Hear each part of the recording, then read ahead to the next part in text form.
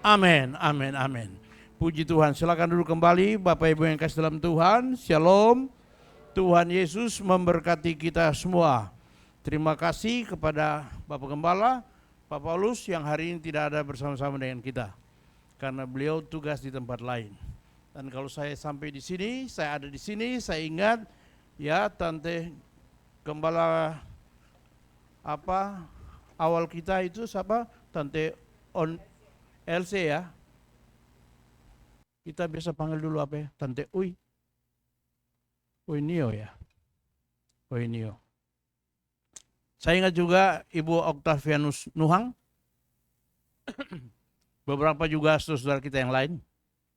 Dan mereka tidak ada. Tapi kita ini adalah generasi baru yang lahir di padang belantara. Amin. Dan kita siap-siap untuk masuk ke tanah Kanaan. Sebab Israel ketika keluar dari Mesir, ya, mereka semua yang dari Mesir itu, yang keluar itu tidak masuk tanah Kanaan. Kecuali Yosua dan Kaleb. Bersama dengan generasi baru, orang-orang yang lahir di padang belantara. Orang-orang inilah yang masuk ke tanah Kanaan. Seolah-olah memberikan sebuah isyarat kepada kita bahwa kalau pengaruh-pengaruh Mesir, pengaruh-pengaruh lama, itu masih mempengaruhi kita, maka kita tidak layak masuk ke tanah Kanaan samawi, surga yang mulia. Amin. Kita harus mengalami perubahan. Baru kita bisa masuk di dalam kemuliaan Tuhan. Puji Tuhan. Nah, mari kita buka sama-sama Alkitab kita. Kita lihat dari dalam Injil Matius pasalnya yang ke-15. Matius pasal 15 ayat 21 sampai dengan ayat 28 ya. Matius 15 ayat 21 sampai dengan ayat 28 di bawah judul yang diberikan oleh Lembaga Alkitab Indonesia, Perempuan Kanaan yang Percaya. Kalau sudah dapat, kita akan baca bersama-sama di dalam Alkitab atau Alkitab kita atau juga yang ada di layar di dinding kita ya. Nah, mari kita baca sama-sama, 1, 2, 3. Lalu Yesus pergi dari situ dan menyingkir ke daerah Tirus dan Sidon. Maka datanglah seorang perempuan Kanaan dari daerah itu dan berseru, "Kasihanilah aku ya Tuhan anak Daud, karena anakku perempuan kerasukan setan dan sangat menderita." Tetapi Yesus sama sekali tidak menjawabnya, lalu murid-muridnya datang dan meminta kepadanya, "Suruhlah ia pergi." Ia mengikuti kita dengan berteriak-teriak. Jawab Yesus, "Aku diutus hanya kepada domba-domba yang hilang dari umat Israel." Tetapi perempuan itu mendekat dan menyembah dia sambil berkata, "Tuhan, tolonglah aku." Tetapi Yesus menjawab, "Tidak patut mengambil roti yang disediakan bagi anak-anak dan melemparkannya kepada anjing." Kata perempuan itu, "Benar Tuhan, namun anjing itu makan remah-remah yang jatuh dari meja tuannya." Maka Yesus menjawab dan berkata kepadanya, "Hai ibu, besar imanmu, maka jadilah kepadamu seperti yang kau kehendaki." Dan seketika itu juga anaknya sembuh. Amin. Ini dahsyat dan luar biasa saudara-saudara ya. Ini luar biasa. Seorang perempuan Kanaan yang percaya kepada Tuhan Yesus dan datang minta tolong kepada Tuhan Yesus. Dia orang Kanaan dan orang Kanaan tidak ada hubungannya dengan orang Israel. Mereka orang asing, saudara-saudara. Dan janji itu bukan buat mereka. Yesus datang juga bukan buat mereka. Itu tadi kita bacakan ayatnya itu kan. Tapi perempuan ini dia percaya. Dan karena itu dia cari Yesus. Gara-gara anaknya ada dalam masalah. Anaknya harus ditolong. Anaknya harus disembuhkan. Nah, ini perempuan yang bertanggung jawab. Haleluya. Dan kita harapkan ada banyak perempuan seperti ini. Ada banyak ibu, wanita seperti ini. Wanita yang bertanggung jawab. Yang mengasihi keluarga, mengasihi anak-anak, sehingga peduli terhadap situasi rumah tangga. Keadaan rumah tangga. Karena dewasa ini, ibu bapak, kita sedang ada di mana ada banyak orang yang tidak peduli lagi dengan keluarga. Tidak peduli lagi dengan suami, dengan istri, dan dengan anak-anak atau dengan orang tua. Mereka sudah mulai lupa atau kurang ajar ya, saya kurang tahu itu. Tapi Alkitab mengajar kita, memberikan informasi kepada kita pada hari ini bahwa ada seorang perempuan Kanaan. Dia peduli sekali dengan keluarganya. Dan di sini dia datang kepada Tuhan dan minta tolong kepada Tuhan Yesus. Dan Alkitab katakan bahwa Yesus menolong dia. Ini memberikan sebuah pemahaman kepada kita bahwa Tuhan bisa kita datang setiap saat dan minta tolong kepada Dia. Dan hanya Tuhan saja yang mampu menolong kita. Amin. Nah, saudara-saudara, dari cerita ini mau memberikan sebuah gambaran kepada kita bahwa hidup di dunia ini tidak lepas dari masalah. Betul ya? Tidak ada orang yang tidak punya masalah. Semua orang punya masalah. Orang pangkat kah, orang pintar kah, atau orang biasa saja, saudara-saudara, atau orang kaya sekalipun, tidak bebas dari persoalan. Semua kita punya masalah. Dan masalah itu macam-macam. Dan masalah bagi keluarga perempuan Kanaan ini adalah anaknya. Ya. Anaknya. Ini dikatakan di sini, anakku perempuan kerasukan setan dan sangat menderita. Anaknya dirasuk setan. Masalah kita apa? Kita mempunyai masalah sendiri-sendiri. Beda-beda. Apalagi kita hidup di akhir zaman ini. Terlalu banyak masalah. Masalah yang satu belum selesai, muncul lagi yang lain. Yang lain baru muncul, sudah antri lagi masalah yang lain, saudara-saudara. Jadi bertubi-tubi. Masalah itu menimpa kita. Masalah rumah tangga, masalah pekerjaan, masalah keuangan, dan masalah-masalah yang lain. Dan itulah hidup. Karena hidup tidak bebas dari masalah. Namanya kita hidup, itu berarti kita harus siap menghadapi masalah. Tapi yang saudara lihat di sini ya, bahwa ibu ini dia datang kepada Yesus. Dan Yesus menolong dia. Amin. Ini yang luar biasa saudara-saudara ya. Karena itu saya beri judul khotbah ini adalah iman yang besar menghasilkan mujizat. Iman yang besar menghasilkan mujizat. Saya ajak saudara-saudara untuk sama-sama ikuti kata-kata saya. Iman yang besar menghasilkan mujizat. Satu kali lagi ya. Kalau saya punya iman yang besar seperti yang Yesus kehendaki, maka saya pasti mengalami mujizat. Wow, luar biasa ya. Jadi di dalam ayatnya yang kita baca tadi ini ayat 28 dikatakan di sana begini saudara-saudara, maka Yesus menjawab dan berkata kepadanya, "Hai ibu, besar imanmu, maka jadilah kepadamu seperti yang kau kehendaki." Dan seketika itu juga anaknya sembuh. Wow, luar biasa. Jadi saudara-saudara, di sini mau menggambarkan kepada kita, ya, mau menjelaskan kepada kita bahwa kalau kita punya iman, maka Tuhan akan bekerja dalam hidup kita gara-gara kita punya iman. Dan di sini Tuhan Yesus berkata, ibu ini punya iman yang besar. Saudara-saudara, Pendeta Dr. Halsenduk almarhum pendiri dari GBI, saudara-saudara, dia guru saya, bapak rohani saya. Dia menulis begini atau mengatakan begini bahwa ada dua macam iman. Ada iman yang hidup dan iman yang mati. Iman yang hidup adalah iman yang sanggup menarik dan membuktikan kuasa Allah itu terjadi dalam diri seseorang. Tapi iman yang mati sebaliknya. Iman yang tidak sanggup menarik dan membuktikan kuasa Allah itu terjadi dalam diri seseorang.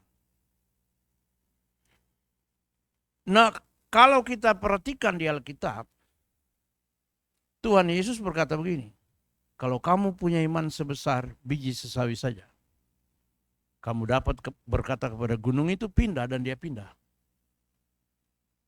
Jadi apa yang dimaksud di sini dengan iman yang besar? Menurut saya, bukan berarti bahwa iman sebesar buah kelapa, saudara-saudara. atau sebesar tomat. Karena Tuhan Yesus bilang sebesar biji sesawi saja. Biji sesawi itu kan kecil ya. Kita taruh dia di tangan begini, lagi lihat-lihat begini, tiba-tiba dia hilang. Karena kena hembusan angin dari hidung kita, saudara-saudara, napas kita. Kecil sekali. Enteng sekali. Tapi di dalam biji itu ada unsur kehidupan. Sehingga ketika dia ditanam, dia tumbuh. Karena itu iman yang besar adalah iman yang bertumbuh. Iman yang hidup. Dia bertumbuh. Makin hari, makin kuat, makin hari, makin besar. Artinya makin hari makin mempermuliakan Tuhan. Amin. Nah, kalau kita punya iman seperti ini, maka Tuhan akan menolong kita.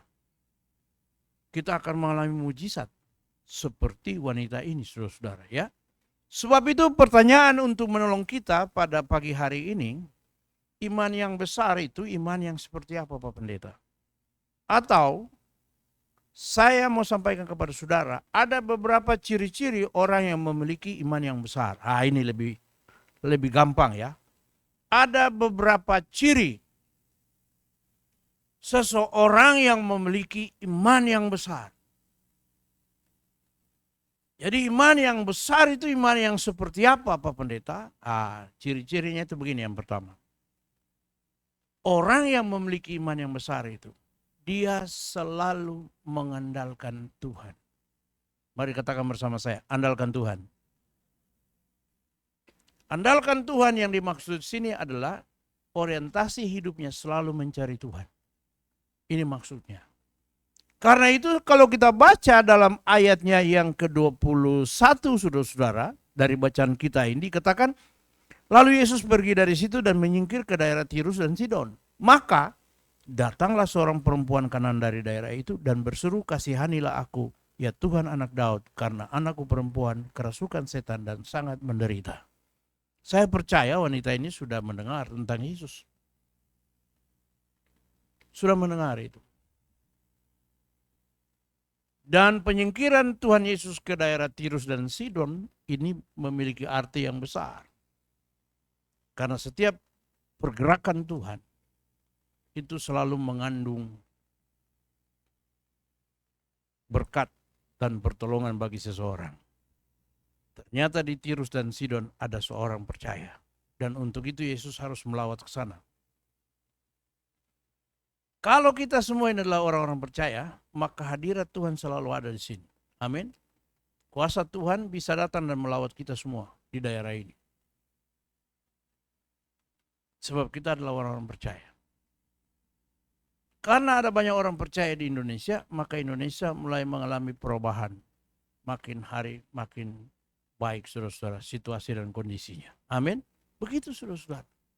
Jadi Allah itu selalu terpengaruh dengan iman kita. Kalau kita baca Alkitab dalam Perjanjian Baru ini, hanya ada dua orang yang dipuji imannya oleh Tuhan Yesus. Orang yang pertama adalah perwira Kapernaum. Dia punya iman. Lalu orang yang kedua, perempuan Samaria ini, saudara-saudara. Perempuan Kanaan ini, saudara-saudara. Dia punya iman dan Tuhan Yesus puji dia. Nah, karena itu ciri iman yang besar dari seseorang adalah orang itu akan selalu berorientasi untuk cari Tuhan. Atau dia didorong untuk selalu cari Tuhan. Mengandalkan Tuhan. Dan memang hanya Tuhan yang kita harus andalkan. Amin. Kepintaran kita, jabatan kita, kedudukan kita, dan uang kita tidak sanggup menolong kita.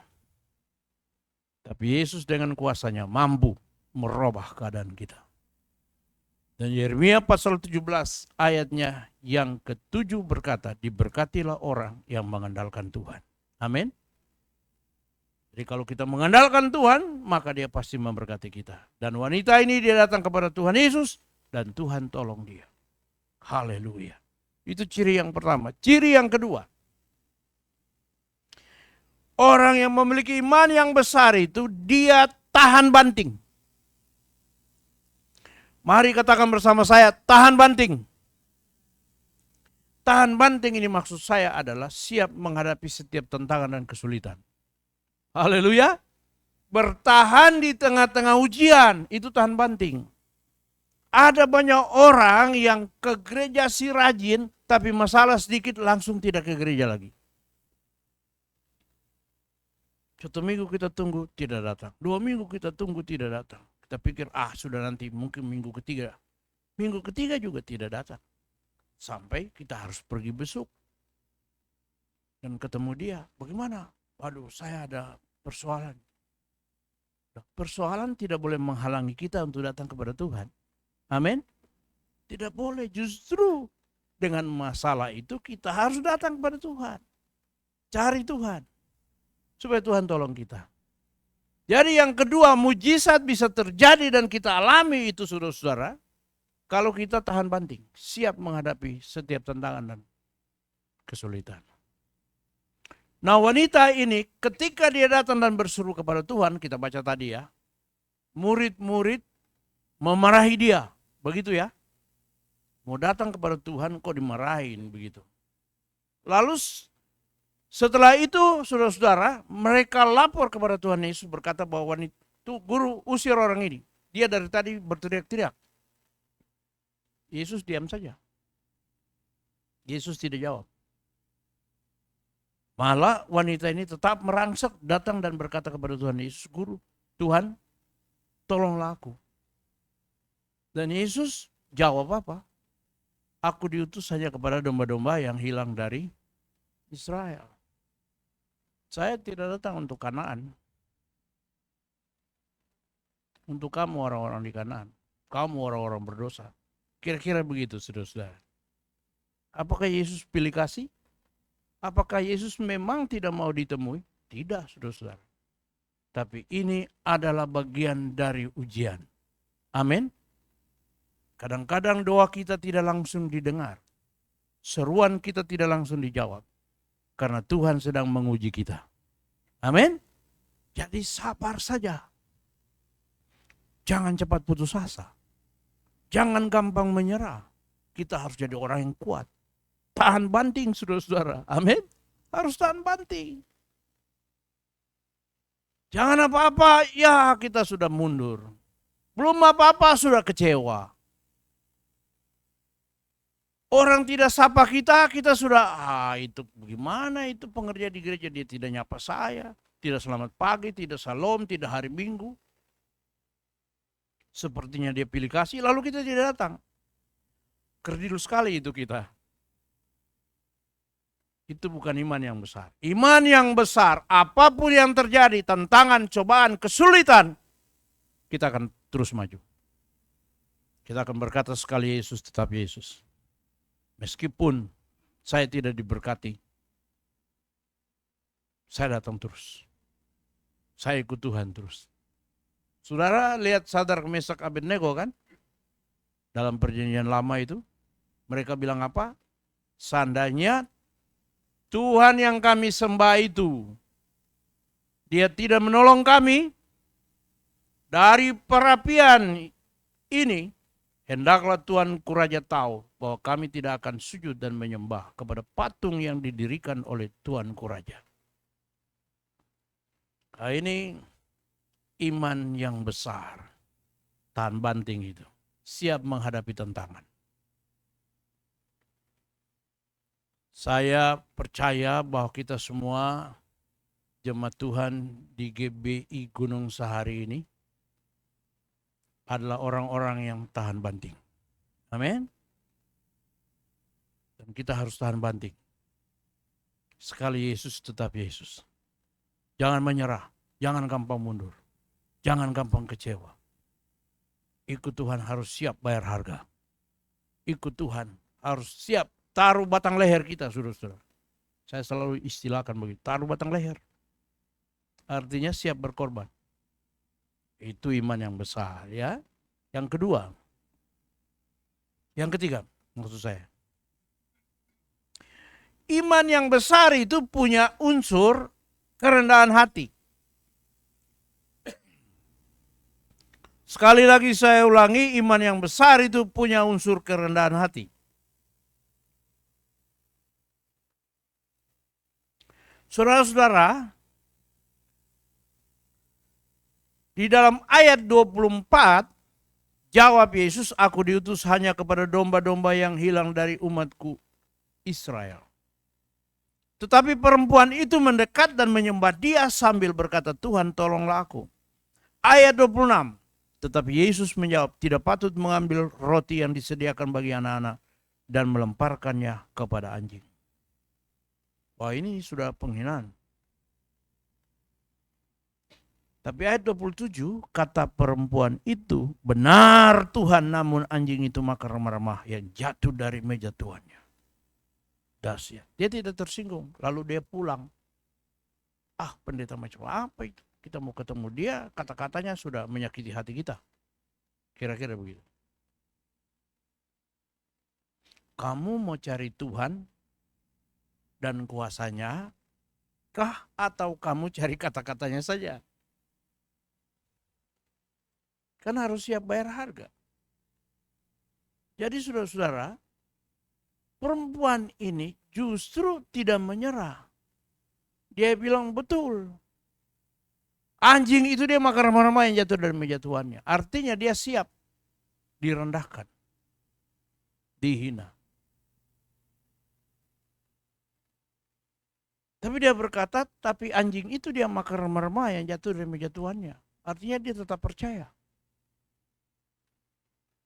Mau direndahkan seperti apapun dia tetap percaya bahwa yang berhadapan dengan dia, Yesus yang dihadapi adalah Yesus bagi segala bangsa, bagi segala suku, bagi semua orang, bukan hanya bagi Israel saja. Amin. Nah, gara-gara inilah Tuhan Yesus berkata, ibu besar iman. Jadi saya mau kasih tahu begini saudara-saudara, bahwa orang yang memiliki iman yang besar, dia rendah hati. Dia tidak sombong. Betul ya? Dia rendah hati. Jadi ciri seseorang itu, ya yang beriman itu kita bisa lihat dari gaya hidupnya, sikap hidupnya.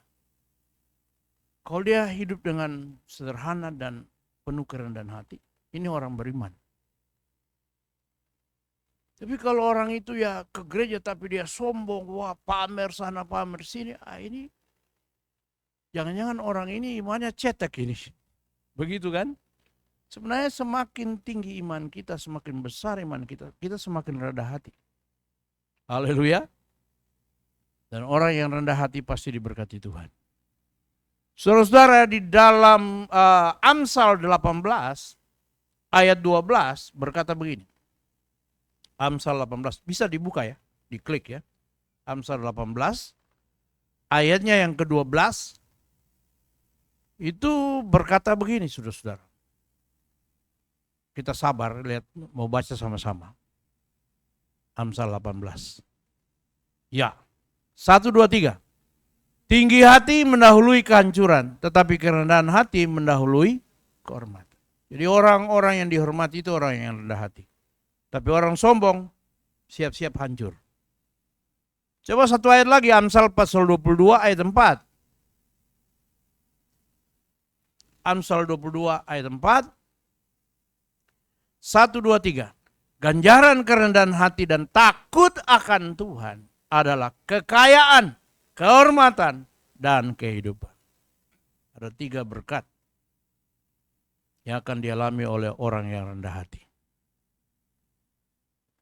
Kekayaan, kehormatan, dan kehidupan. Ternyata orang-orang kaya itu orang-orang yang rendah hati. Orang-orang yang dihormati itu adalah orang-orang yang rendah hati. Orang-orang yang bisa hidup lama. Dan di mana saja dia bisa hidup adalah orang-orang yang rendah hati. Amin. Coba kalau saudara tinggi hati. Masuk di kampung sini saudara tunjuk-tunjuk gaya-gaya gitu. Yang paling hebat sendiri. Lama-lama juga diusir orang sekampung kan. Tapi kalau kita rendah hati, di mana saja kita bisa hidup. Bisa tinggal.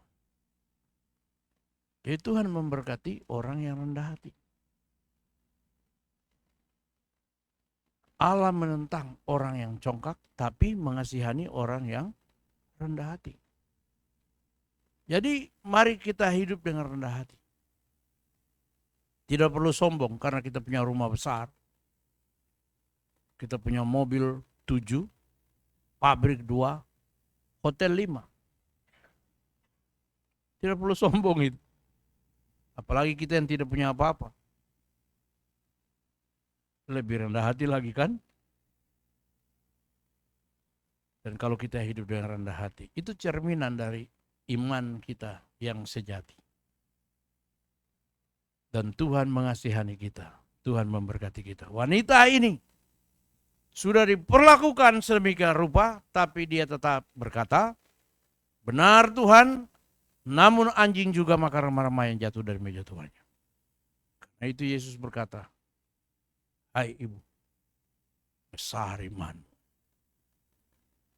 Kalau Yesus pakai dialek dari Indonesia Timur, ibu, kau punya iman besar sekali. Begitu saudara-saudara. Jadi kepadamu seperti yang kau kehendaki. Wow. Dahsyat luar biasa saudara-saudara ya. Puji Tuhan. Yang terakhir. Yang keempat. Sudah mau terakhir ini Pak Pendeta? Iya. Khotbah nggak perlu lama-lama. Dan panjang-panjang buat apa? Nanti sampai di rumah mama tanya atau nenek tanya di rumah, tadi bagaimana khotbah? Wah luar biasa dahsyat. Tentang apa Pak Pendeta khotbah? Aduh, saya ingat-ingat. Sudah lupa nih. Kenapa? Terlalu panjang. Jadi mau ingat yang mana ini? Pesan harus mendarat. Amin. Walaupun singkat. Karena itu yang kita mau tangkap. Tuhan bilang apa hari ini buat kita? Kita tidak sedang ada di ruang kelas untuk berdebat dan belajar teologi, saudara-saudara. Tapi kita ada di dalam ibadah bersama, di mana kita hanya mau dengar Tuhan pesan apa hari ini. Tuhan bilang yang keempat ini, bahwa kita harus hidup dengan yakin akan pertolongan Tuhan. Yakin, percaya. Amin. Itu aja kok. Tuhan menghargai orang-orang yang percaya, orang-orang yang hidup dengan iman. Dari suku dan bangsa manapun juga. Kalau kamu adalah orang yang percaya, orang yang beriman, Tuhan menghargai itu. Dan kalau Tuhan sudah menghargai kamu, maka jadi seperti iman. Karena itu di sini kita perlu punya iman. Karena tanpa iman tidak mungkin orang berkenan kepada Allah. Dalam Ibrani pasal 11 ayat 6. Coba kita baca. Diklik dulu itu. Ibrani pasal 11 ayat 6. Nanti sebentar kita pergi ke Ibrani pasal 11 ayat 1. Tapi kita mulai dari ayat 6 dulu. Ibrani 11 ayat 6. Sama-sama kita baca. 1, 2, 3. Tetapi tanpa iman tidak mungkin orang berkenan kepada Allah. Sebab barang siapa berpaling kepada Allah, ia harus percaya bahwa Allah ada dan bahwa Allah memberi upah kepada orang yang sungguh-sungguh mencari Dia. Jadi kalau kita tidak punya iman, kita tidak berkenan kepada Allah. Karena orang yang berpaling kepada Allah, dia harus percaya dua hal. Satu, bahwa Allah berkenan. Saya baca ulang. Sebab barang siapa yang berpaling kepada Allah, ia harus percaya bahwa Allah ada. Haleluya. Kita kalau datang kepada Tuhan, kita harus percaya Tuhan itu ada. Kalau tidak percaya itu, nggak usah datang. Percuma. Lalu yang kedua, Allah memberi upah kepada orang yang sungguh-sungguh mencari Dia. Itu juga memberikan sebuah pemahaman kepada kita bahwa kalau dalam hidup ini kita sungguh-sungguh cari Tuhan, atau kita sungguh-sungguh bekerja, kita sungguh-sungguh melayani, kita sungguh-sungguh berusaha, kita pasti dapat upah. Jadi orang yang pemalas tidak akan dapat upah. Tapi orang yang sungguh-sungguh bekerja pasti dapat upah. Amin. Kalau kau jualan cuma begitu-begitu aja, jangan harap orang mau beli. Tapi kalau kau sungguh-sungguh, Tuhan kirim pembeli. Amin. Maksudnya sungguh-sungguh di sini itu apa, saudara-saudara? Kita tidak hanya tungguin aja kita punya dagangan itu. Tapi ada inovasi-inovasi baru. Ada gerakan-gerakan, ada cara-cara yang baru dan yang lain. Ada hubungan yang kita bangun dengan orang lain. Sehingga orang bisa tahu. Kadang-kadang orang telepon, memang kau sibuk apa sih, kerja apa sih? Oh, saya ada dagangan. Kira-kira gitu kan? Dagangan apa sih? Ya saya jual pecel. Atau saya jual, oh pecel ya, saya senang makan pecel. Saya mau pesan dulu, di mana kamu jual? Ah begitu kan? Sudah itu. Sudah bisa laku itu. Sudah bisa laku. Atau kita barangkali sibuk apa sih? Ya, saya ini seorang pemborong. Wah, borong apa aja? Ya apa aja. Yang kau mau saya borong itu. Saya seorang apa itu arsitek misalnya, atau saya seorang pengusaha mau bangun rumah, bangun apa, bangun hotel, bangun apa. Ini nih Stanley ini kok pemborong atau apa? Ya, begitu saudara-saudara. Beliau ini bangun hotel, gambar sendiri, bangun sendiri, saudara-saudara, urus sendiri izinnya ke DKI. Itu hotel 88 yang di Menteng, beliau yang bangun itu. Termasuk PDP punya kantor itu di zaman SBY kan tidak ada izin untuk dibangun. Begitu Jokowi naik, beliau juga ikut dipanggil. Ikut gambar itu segala macam. Itu bangun. Jadi bangun hubungan dengan orang lain. Maka orang akan tahu siapa kita kan. Dan dia akan menghubungi kita. Begitu. Saya mau kesaksian saya tapi nanti tidak enak. Tentang saya punya mantu. Dia buka mie, saudara-saudara. Dia pendeta. Khotbah hari Minggu, pimpin pujian. Tapi hari biasa, dia layani jemaat-jemaat yang datang. Maksudnya itu masyarakat yang datang. Beli mie. Mie-nya dia ini, hauce. Nah, namanya bakmi koi. Bakmi koi, pencet aja di Google, keluar itu. Orang makan satu porsi tidak cukup. Pasti tambah itu. Itu waktu saya ngomong begini, mau pulang itu ada pendeta panggil saya, Pak, saya mau pesan 100 bungkus. Untuk apa? Untuk Natal nanti dikirim ya. Oh, sudah lihat itu. Itu maksudnya itu rajin itu begitu. Maksudnya bekerja, berusaha itu begitu. Tidak hanya duduk-duduk aja. Cari kutu apalagi. Jadi kita harus yakin akan pertolongan Tuhan. Amin. Percaya itu. Bahwa Tuhan bisa kirim berkat. Kirim burung gagak. Kirim pembeli. Dan mujizat akan terjadi dalam hidup kita. Tapi syaratnya harus percaya. Tadi belum satu ayat lagi ya. Ibrani 11 ayat 1. Ini tadi gara-gara Ibrani 11 ayat 6 itu.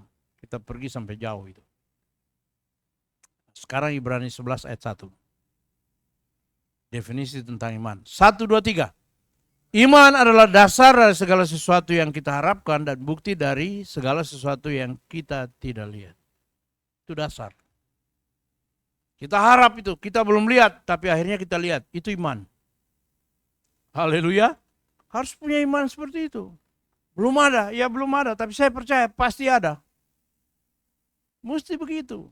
Kan Tuhan Yesus berkata, kalau kamu berdoa dan kamu yakin seolah-olah kamu sudah terima, kamu akan terima. Saya selalu berdoa, Tuhan saya lagi tidak punya uang, tapi saya percaya di dompet saya kayaknya uang sudah masuk di sana itu. Buka mata saya ambil dompet begini, belum ada. Karena belum ada orang yang datang pegang saya punya dompet itu. Tapi beberapa hari kemudian ketika saya meyakini akan kebenaran ini, saya lihat ATM saya, kok ada orang taruh, ada orang isi di ATM. Coba saudara lihat. Bisa saja. Tidak ada barang yang mustahil bagi orang percaya. Amin. Kita mesti percaya itu, yakin itu. Bahwa Tuhan pasti tolong kita. Ada yang sakit, ada yang susah, ada yang punya masalah. Datang pada Tuhan dengan iman. Tuhan akan tolong kita. Tuhan akan berkati kita. Mujizat pasti terjadi. Haleluya. Amin. Selamat berjuang, Tuhan Yesus memberkati kita semua. Sudah selesai. Mari kita bangkit berdiri sama-sama.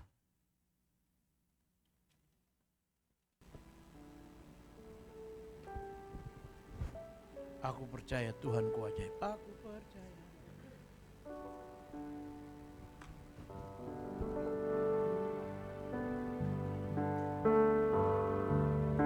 Aku percaya Tuhanku ajaib.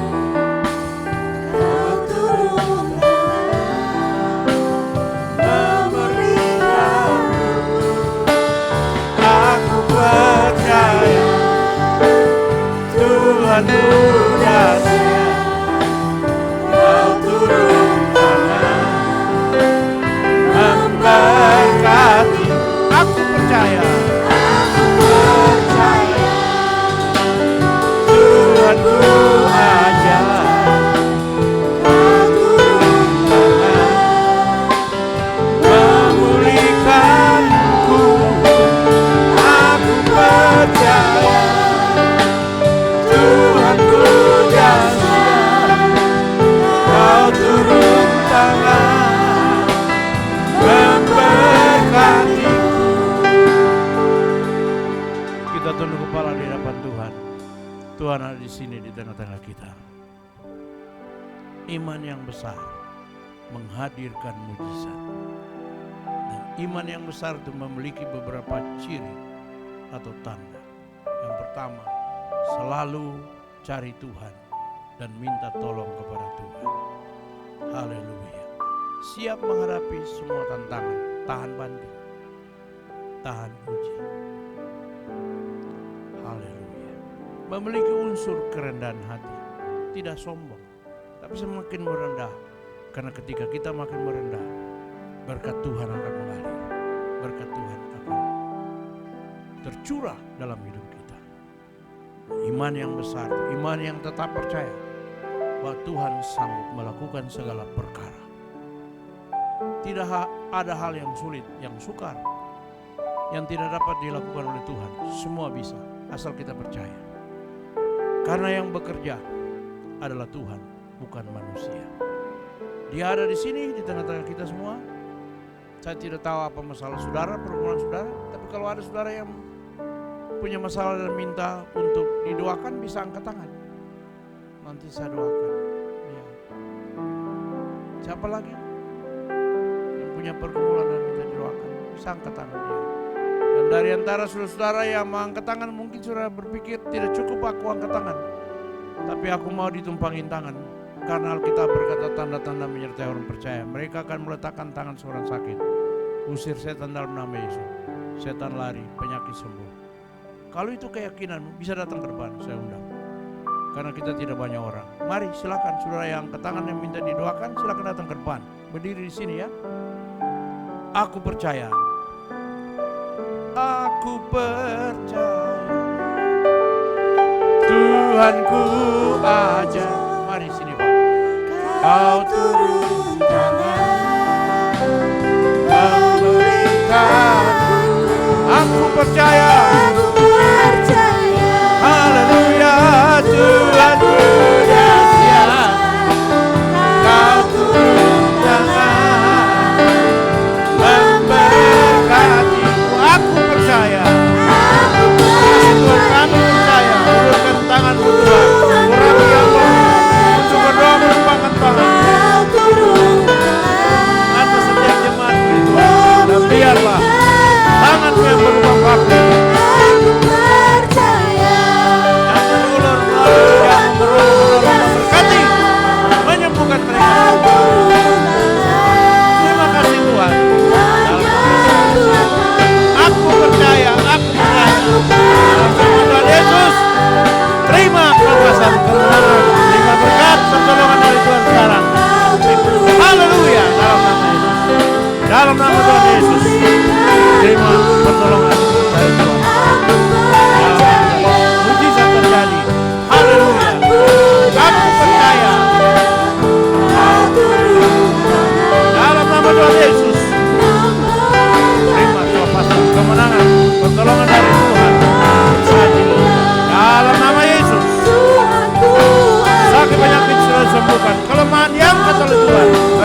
tercurah.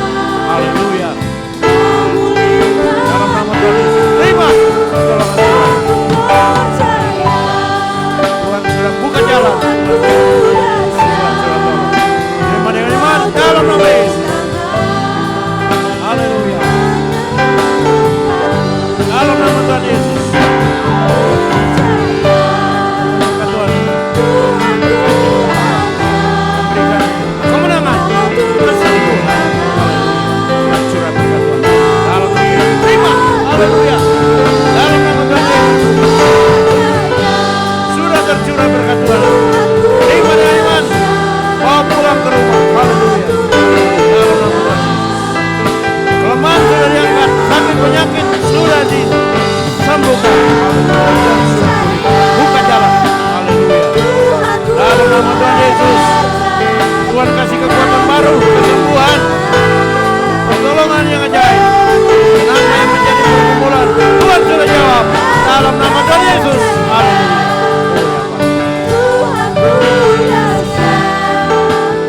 Kau turun tangan memberkati. Kau turun tangan. Kau turun tangan memberkatiku. Turunkan berkat-Mu dari sorga, pertolongan-Mu dari sorga, lawat dan jamah semua umat Tuhan ini Tuhan, supaya mereka pulang dengan membawa berkat dari Tuhan. Yang lemah sudah dikuatkan kembali, yang menghadapi jalan buntu Tuhan sudah buka jalan baru bagi mereka semua. Yang sakit Tuhan sudah sembuhkan, yang sedang menanti-nantikan berkat tercurah dari surga, Engkau sudah mencurahkan berkat atas hidup mereka semuanya. Terima kasih Tuhan, terima kasih. Dalam nama Yesus kami sudah berdoa, kami terima berkat dan pertolongan dari Tuhan. Haleluya. Semua kita yang sudah ditolong Tuhan, sama-sama kita katakan amin, amin. Puji Tuhan. Silakan duduk Bapak Ibu. Tuhan Yesus memberkati saudara semua. Sekali lagi terima kasih buat kesempatan saya bisa melayani Ibu Bapak semua. Nanti kirim salam buat Bapak Gembala kalau beliau sudah balik dari pelayanan. Begitu ya.